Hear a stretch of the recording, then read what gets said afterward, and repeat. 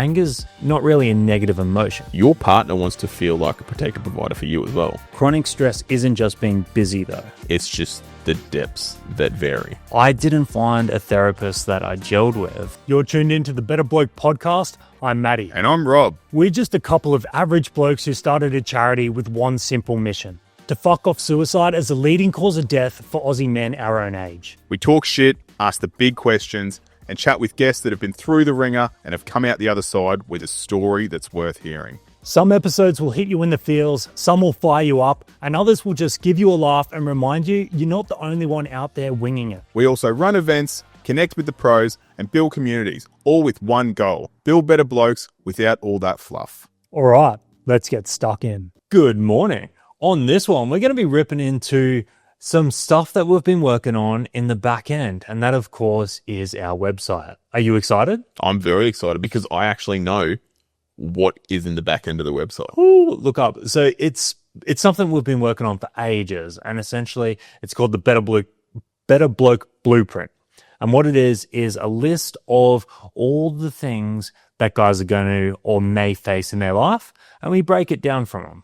In bloke chat. But from a bit of a professional perspective. We've worked with professionals on creating these resources, and it kind of talks about what all these things are. So on this episode, we're going to roll through all the different emotions and feelings guys can have and kind of give the highlight points, the takeaways. But then if you want to, go over to betterblokeproject.org, jump on the website, and you can read all about it and find out a lot more than what we're going to talk about today. But this is us as blokes giving our thoughts and opinions on said resources. All right, well, where do you want to start? Let's start off with number one. Yes. It's anger. Anger. Now, anger is one of the few emotions that people often would say, or society would often say, blokes are allowed to feel. I feel like anger is one of those things that you feel comfortable in it because it doesn't really show a vulnerability in that sense. Does that make sense? I know it makes sense to you. Yeah. Because you feel comfortable like with those feelings. I feel uncomfortable when I'm angry. I don't get angry. Don't get angry? No, I don't get angry. I get frustrated. I get a lot of things, but I very rarely get angry. See, I feel like I get angry regularly. I don't show it, but I feel it inside. Well, that's one of the things we talk about, the regulation of that emotion. And like when I said before, it's something that guys are allowed to feel. Obviously, what we're doing at the project is we want you to feel the full spectrum of emotions. To feel everything. Yes. But often people are like, oh yeah, he's just pissed off, he's angry, whatever. And it's super normal. It's more normal than saying he's sad, he's anxious, he's so-and-so. Underneath anger, there's usually something else. Like a trigger? It could be a trigger, but it's often another emotion. So it could be stress, anxiety, grief, depression. So yes, it's a trigger in an emotional sense, not a trigger in the sense someone's done something. They're dealing with something else and it comes out as anger. Yes, so that's their emotion that they're feeling comfortable in showing, even though it's something else. So yeah, that's something blokes deal with. So the resource, I guess, talks about recognizing the signs of angers, those trigger points, understanding when it's coming on, and then ways to regulate it, how you can actually deal with it. How would you say, if you're saying you're pretty good at regulating and controlling what goes on inside your head to what comes out of your body, what's your ways of dealing with it? Well, I think we've spoken about this a few times, but my ways of dealing with anger is I just don't allow myself to go and spill verbal diarrhea out. You don't allow it. By how? I take the time to assess the situation of why I am angry. So I regulate my emotions and I go, okay, I'm feeling this way because of this. It takes some time to be able to do that, but it's like training. You should train yourself. It's a throwback to a couple episodes with Damien Ryder, who was speaking a lot about breathwork. And it wasn't in the hoo-ha chanting sort of way. It was sometimes it's a deep inhale and then the long exhale provides the time to come at something with more clarity. So just giving yourself even a moment before reaction is a better way of centering yourself before you start dealing with it. Yeah. So that works well for anger, Does because it? angry outbursts is something we're trying to avoid. We don't want angry outbursts. Other things that help are physical outlets, things like, gyms, boxing, going for a walk, things like that. Honest chats is a good one as well. Honest chats is a very good one. And that doesn't have to be with anyone specific. I think the key word in that is honest chats. It's so easy to get caught up with having a chat about what's going on, not actually going through the emotions of what you're feeling with someone, because you may be worried about what they're going to think of you, or you may be worried about what you're going to do if you actually are opening up about how you're feeling in that situation. But the key word there is honesty. Honesty is key. Yeah. If you can be honest to other people, that's the starting step, because you have to be honest with yourself so you can recognize the signs. And the thing is, anger's not really a negative emotion. Like, it's something we all feel, and we just have to, learn how to get it out. So there shouldn't be shame attached to getting angry, because it's just a response to something going on. I mean, there should be shame attached to any emotion. No, of course. Like, you can't control it. It's subconscious. So whatever you feel because of whatever happened is super valid. The point is regulating how that all comes out. Let's move on. Number 2, we're going to talk about anxiety. Anxiety. Now, across all humans, anxiety is the most common mental health issue out of everything. It's more prevalent than depression. It's more prevalent than anything else. And what it boils down to really is your mind being overstimulated and looking out for danger. It's a danger response. That's how we're hardwired as humans, right? What if this happens? What if this happens? What if this happens? I mean, anxiety is when that takes over. And I think everyone feels that. It's just the depths that vary. So there's a big difference between feeling anxious and suffering from anxiety. Yes. Yes. Yeah. Well, That's fair. If everyone feels anxious, whether it be you going for a job interview or you're meeting someone new, or like it could be a plethora of different things, you're going to feel it in your stomach and go, oh, and it's exactly what it is. What you just said it was. It's that, I guess, your body's reaction to the unknown almost. That's something we talk about a lot, because when it comes to stuff going on inside your head, there's no line in the sand. No. You have a broken arm or you don't have a broken arm. Pretty easy to diagnose the severity of that. But when it's something like anxiety, which everyone faces in some capacity, where do you draw the line and say this is chronic, or this is severe, or this is, debilitating to your life?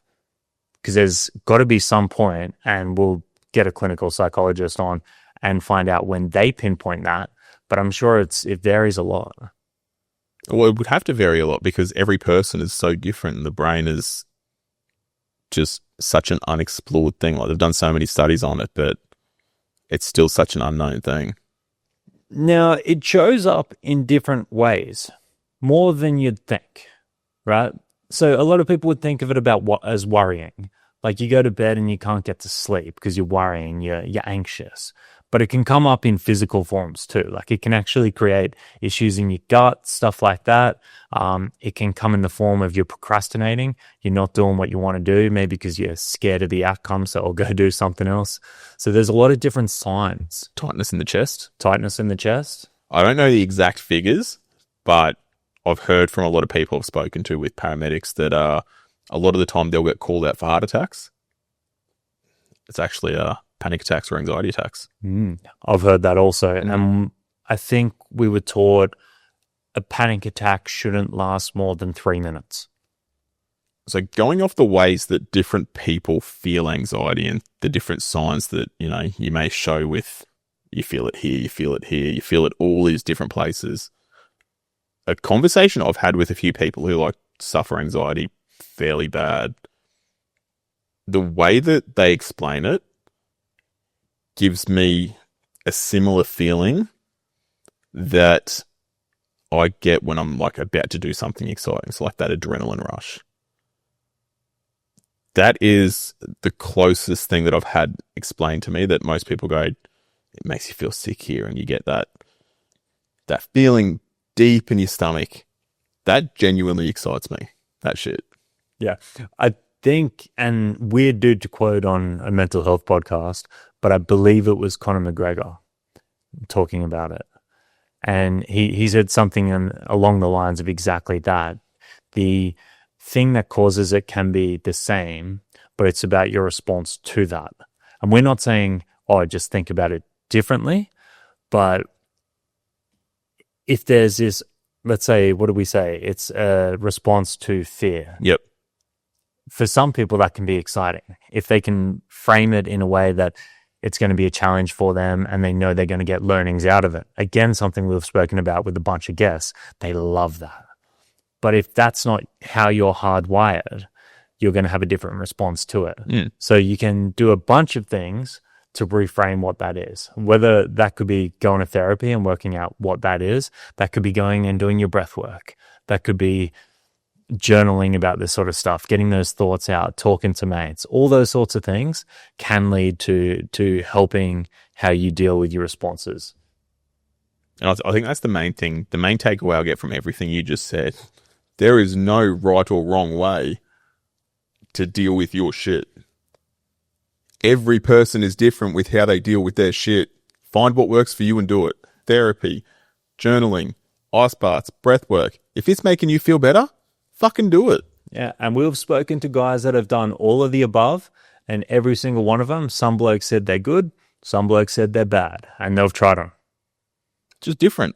Horses for courses. Everyone's different. Moving on. Depression.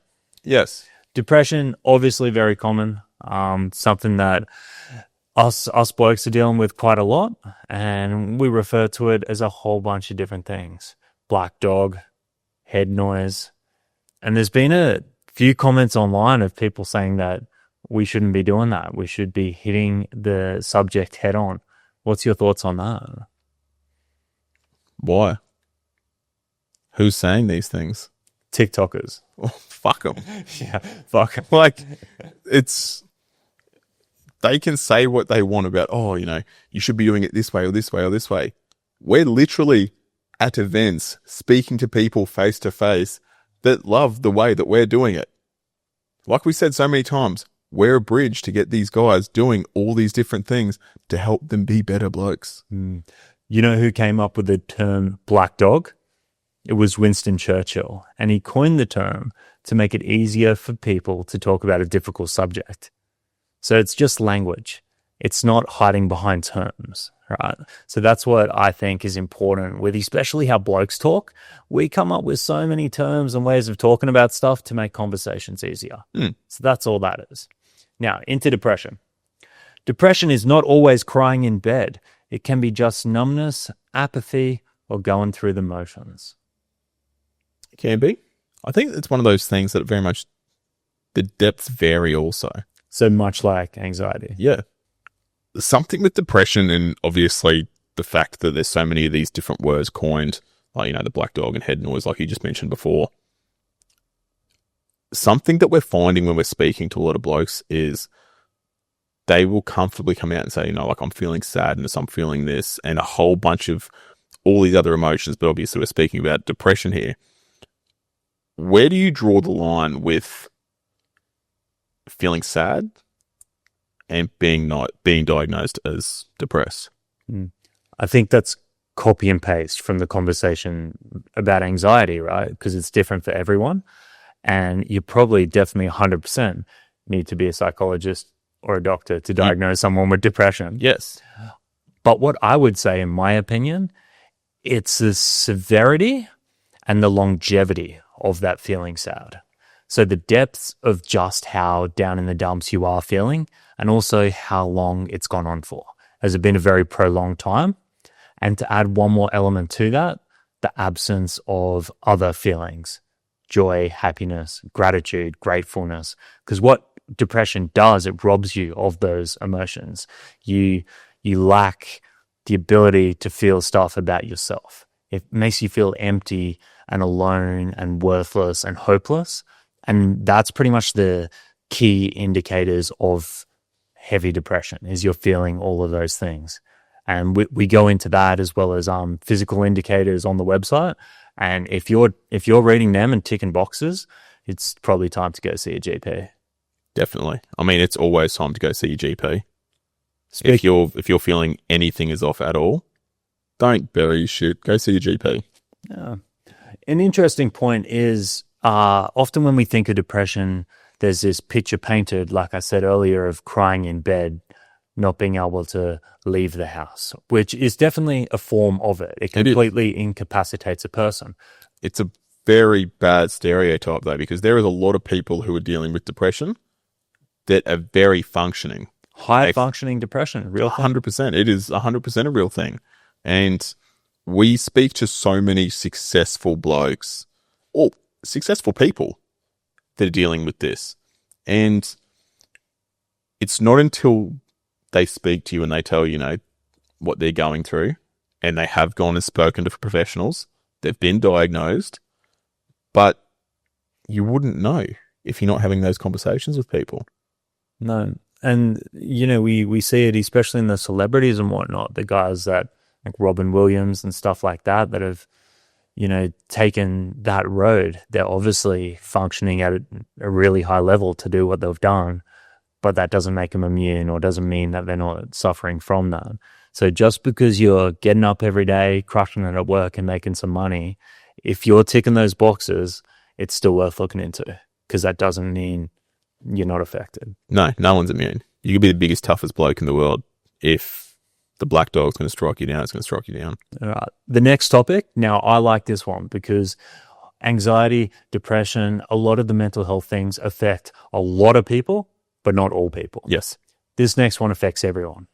It's grief. Grief. Grief's going to come at you at some point in your life. It will. And a lot of the time, grief is going to come at you and strike you at a time that you are not expecting it. That's pretty much. Yeah, that's what it is. Yeah. Extreme loss, and that doesn't always have to mean a loved one's died. You could be grieving a relationship, maybe an opportunity lost, or something you put heaps of work into and it's all gone to shit. It's a normal response. Yes. That's something we all feel, and it's not going to go away. Every single person will feel grief. And this is another thing that obviously the depths are going to vary. People deal with grief differently. And again, some people could be dealing with grief now. You wouldn't even fucking know. They're just high functioning. And not to stereotype, but men deal with grief differently. We're more likely to get angry than we are to cry. We're more likely to throw ourselves into substances. Trying to fix the situation. Overworking. They're all ways to cover up grief, but there are better ways, better mechanisms that you can learn to live with this thing, because it's not going away. That's what you have to do. Learn to live with it. That's grief. Kind of a thing. I'm so leaving that in. Speaking of cunts of a thing, relationships. Okay. Wow, great segue. Yeah. Look, well, honestly, it's definitely a pain point when we talk to a lot of people, because they're hard. They are very hard, and anything that's worthwhile is going to be hard. I think that's a pretty fair assessment. For sure, but not everything requires two people. No. And this is where it gets so hard. So we break this down on the website in a lot fuller form, but to briefly touch on this, we've both had very long-term relationships. I believe it comes down 90% plus to communication. Yeah, completely agree. Yeah, you got two humans here, and the only way you can live together, you can be soulmates, I don't care. You can be the most attracted to one another as anyone ever has been. But if you haven't been able to communicate how you both feel, or there's a lack in communication about things that you should communicate about, you're going to run into dramas. And every bloke that's having relationship problems, it stemmed from that. and then they didn't catch it till it was too late. Well, just because you're soulmates doesn't mean you're telepathic. So true. And men and females are so different that the way that we show our emotions, the way that we feel things, a lot of the time we can't pick up on something they're doing. They can't pick up on something we're doing. So you need to communicate these in a way that you both fully understand and comprehend what's going on. Have you found in your own relationship the level of growth over the years, just in communication, things you've actually had to pinpoint and work on and be like, fuck, I need to do that better? Even like just recently with going on my own journey. Yeah, 100%. Like communication is so key, and it's something that I'm constantly working on with, communicating emotions, communicating, everything. It's just communication in general, but like relationships are not, even the best relationship in the world, it's not all smooth sailing if you're not communicating right. And honesty. Now, I know you love the V word. Can you say that you need that in a relationship? Vulnerability. Yeah. I think it helps with trust. Like and this is going to be like really, really hard for blokes to hear, because actually not all blokes are going to feel the same way that I feel about this, but I would say a large portion. You have this thought in your head that you need to be like, this big, strong, stoic protector, provider for your partner. And a lot of the time you don't need to do that. Like there's a time and place to be that protector, provider. Your partner wants to feel like a protector, provider for you as well. If you're showing vulnerability in a relationship, that allows your partner to go, okay, I can protect and provide for him too. Yeah, your partner's a grown-ass woman with all the emotions under the sun. Might be a grown-ass man. We're not picking and choosing who your partners need to be. You can do whatever you want. Yeah. We don't judge. I just started thinking of the Bob Catter quote. The Bob Catter quote. What do you say? I don't know. Let 1,000 blossoms bloom. Let 1,000 blossoms bloom. Fuck. I'll leave relationships on a quote, and I want to get your thoughts. Go on. Love is giving someone the ability to break your heart, but trusting that they won't. I don't know how I feel about that. Because you should love like fully anyway, regardless if... You should love so honestly and openly, the big V word, vulnerability, give them everything. Yeah. And then if you do that, yeah, they can hurt you. But anyone can hurt you. More so if you tell them your deepest, darkest shit. Yeah. But that, I think, is the only way you get to this completely open playing field. And I'm speaking off personal experience because I haven't always done that. And I would class that as a fuck up. Like, I think you just got to lay it out there. Just lay it out there. Just love honestly, openly, see what happens. Freely. Get your heart broken. Love is love. Moving on to stress. Stress. That's a fun one. I mean, everyone deals with stress. Well, that's... Again, it's another thing. Everyone deals with stress. It's just how you handle it and the depths that vary. Chronic stress isn't just being busy, though. Because there's a difference between busyness, having a lot of things going on in your head, and then like maybe feeling a little bit anxious about this thing happening and this is on your mind, and then chronic stress. Incapacitating stress. That's when it stops you doing stuff. And I think that's, all these things goes back to that line in the sand. So when stress fucks you. Fucks you hard. When it stops you being you. I think that's a good way to look at all these mental sort of situations. If it's stopping you being you and, having a negative impact on your life, that's when it, by definition, becomes a problem. And that's when we need to get some help or some better mechanisms to deal with it. I'm going to pull you up there.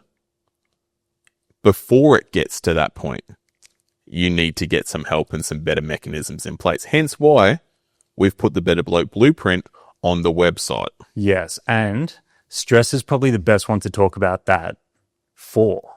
It applies to all the other ones, but like you said, stress is so normal. We need to, be doing well at our job, and we have to take on a bunch of stress to be able to do that.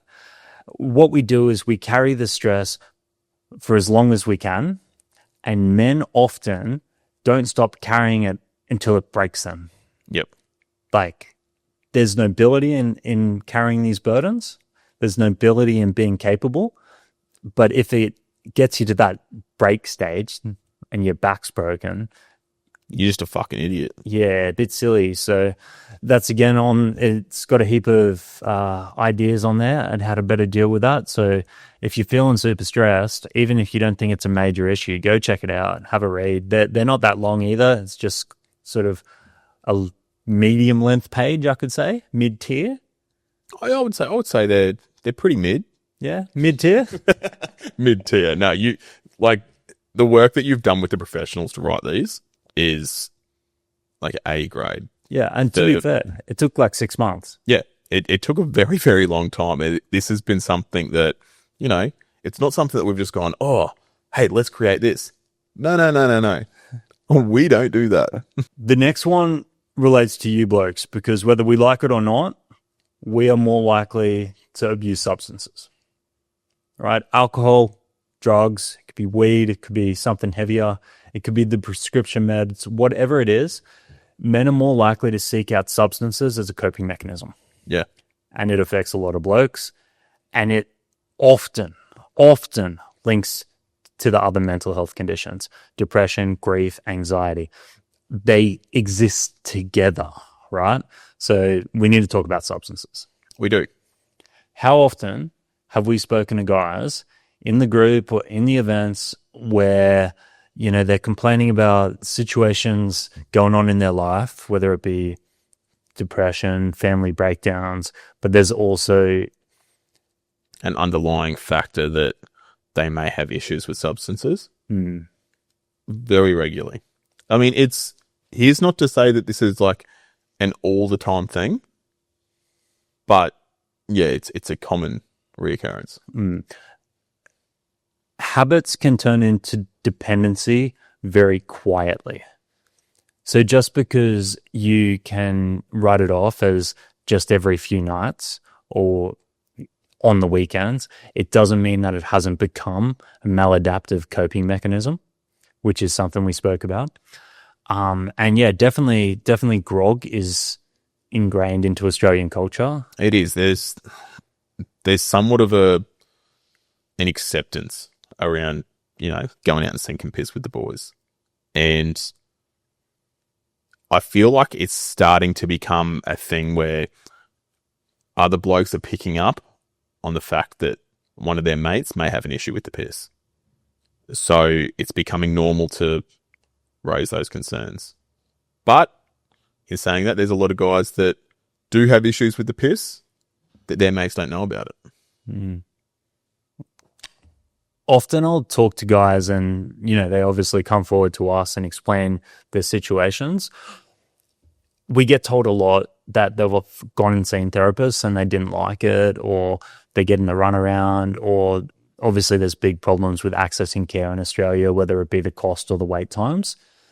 And I give them a list of like 5 things. If they don't want to go down that route right now, I'm like, all right, let's start by cutting out the grog and any other substances, doing some little bits of physical activity, making sure you get good sleep, eat a little bit healthier, and then make sure you're talking to your mates. Yep.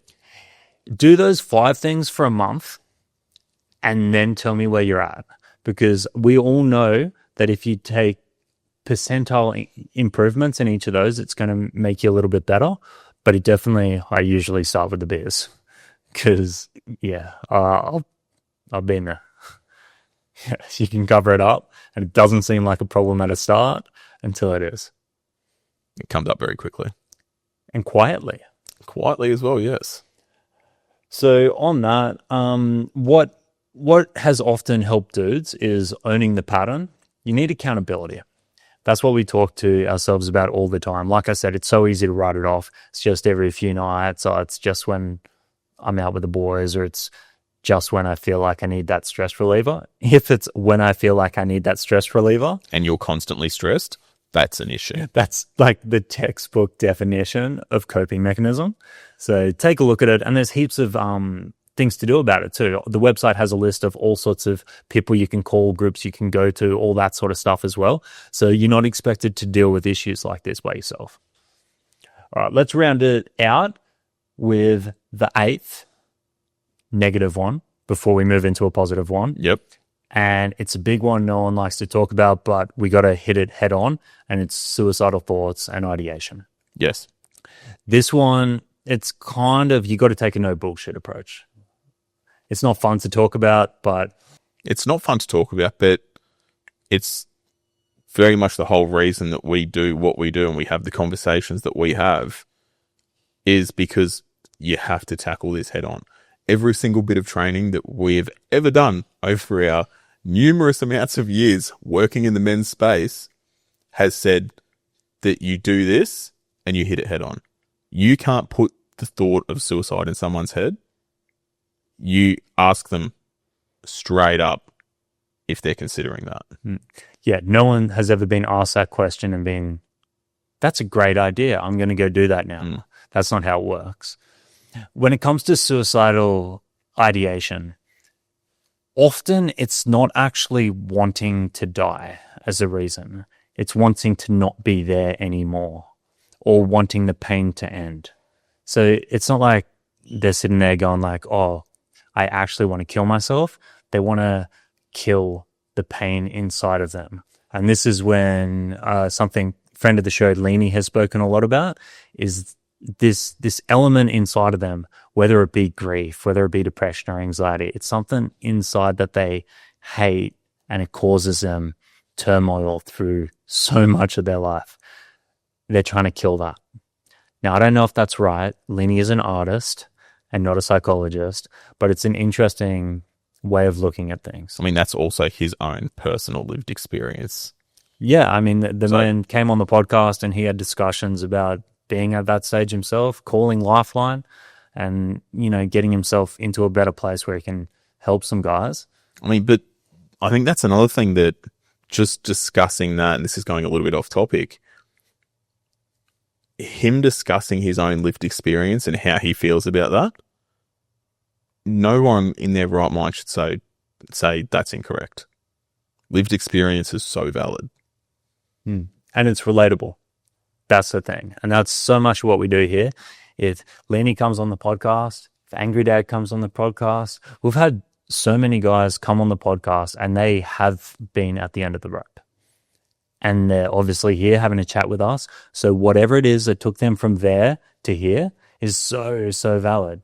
And if it works for one guy, chances are it can probably work for another.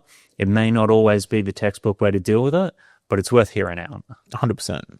If you can help one person, that's great. We'll round out the suicidal thoughts with sometimes all you need to break this cycle is admitting I'm not okay. And for someone in that position, it can be very hard.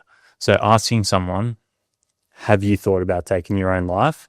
Sounds uncomfortable because it is. It is very, very uncomfortable, but it will genuinely save someone's life if you ask that question.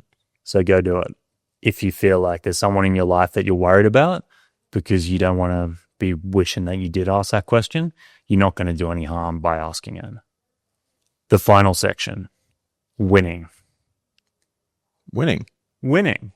I mean, it's as soon as you say winning, you're like, oh, it's a good feeling. Yeah. Because I think it's important to mention that all of the emotions that we've spoken about, and anytime someone says, you know, like mental health, everyone's brain goes straight to a negative. Mental health is an overall thing. Positive mental health is such a thing. Winning. It's got a whole bunch of stuff on there about what winning looks like. And when you read it, you can start of like put your own life into that picture. And then by forming that outlook on your own life, you start feeling gratitude, gratefulness. All those things are positive emotions that keep us moving forward. So reflecting on that. So even if you feel like everything's all good and you're stoked, go read that one, and it might give you perspective on how you're doing, because that's at the end of all those things. Winning it's what we're trying to do. I mean, winning's the goal. Having a win, mate. Always winning. Fucking that's so Aussie. Always winning, though. You never always win. No, there's setbacks, though. There is setbacks. That doesn't mean you're not winning. Depends what you're doing. Well, Queensland's going to win the Origin, and they're not winning at the moment. They're not. But it was only one game. Yeah, that's what I mean. So they're going to win, but technically they're losing. I see what you're trying to say. Yeah, it's a great metaphor. I just want to see if you're going to take the Queensland side, or you're going to buy yourself an out if New South Wales wins. Oh, no, I will always back Queensland. Well, had some hesitation on that one. Never. Never in doubt. I hesitated why I had to say that. You should know better. Right on. Well, that's a new website. Guys, go check it out. It's under the Better Bloke Blueprint. You can go check out all of those stuff. And there's also links to all the professionals and things you can do post reading that stuff. So it can definitely be a helpful resource for anyone out there needing a little bit of aid. And obviously, this is going to be a constant thing that we're going to keep adding to. Yes. Yeah. So that's the thing. I would say this is about 30% of it. So we're going to add on some additional emotions down the track. We're also going to add a bit of a quiz, which allows you to, without trying to diagnose yourself, it points you in the right direction of which of these things you should read. And then we're also going to have a curated selection of professionals. So when we go out and talk to guys, and this is my own lived experience with therapy as well, I didn't find a therapist that I gelled with until my fourth one, right? I went to a 60-something-year-old lady first, and I pushed through. I did like 4 or 5 sessions, and I'm like, this shit doesn't work. It doesn't fucking work. And I left, and I didn't go back for years. My therapy's done. And then got to the stage where I'm like, I'll go back again. This time I'll choose a guy. But again, he was just this old dude, and he sat there with his clipboard, and I'm like, I don't feel it. I think that happened again. Those second 2 I only went to once, and I pulled the pin. Next time I needed to go is because I recognized I needed a bit of help dealing with a few things. And my only prerequisite for finding a therapist was I want a bloke that I would have a beer with. So I found a guy, mid-30s, tattoos, beard, like just a fucking dude. And it wasn't that easy because there's not a lot of them. And I went down to him. And again, first session was uncomfortable and weird and stuff like that. But after about 3, oh man, I'm like, I get therapy now. That was about 8 years after my first therapy session. So if I'm feeling that, so many dudes out there are going to feel exactly the same way. And that's part of the reason guys aren't engaging with professional services. We'll get into that discussion at a later stage. But yeah, that's the final section is we're going to find guys that we have vetted, and we feel comfortable recommending them to blokes in our circle. I think that's a very good point. It's finding guys that we feel are relatable to our demographic of who we're trying to help. Yeah. Amen. So if you want to find out any more events as well, they're on the website or on our socials. We also just dropped these new shirts. So if you want to support the project, support the cause, help us fund all the events that we're doing, you can go and grab a shirt now. I think there'll be a few left by the time this comes out. Other than that, I think we've got a barbecue coming up at Pine Rivers Park. That's true. Very soon, June 28th, 10 a.m. till whenever. We're going to be showing off a brand new little something that we've got coming. Ooh, that's exciting. We won't say anything. If you want to see what we've got, come on down to the barbecue. So it's going to be very exciting showing it off. So I can't wait, actually. Thanks for listening, guys. If you like this one, drop a comment, a like, a review wherever you are. And until then, be better. Thanks for tuning in. If you got anything out of this, be sure to show some love on whatever it is that you're listening on. and follow us across all our socials. If you want to know more, head to betterblokeproject.org, where you can learn about the programs we deliver, find out about upcoming events, and donate to the cause of building better blokes.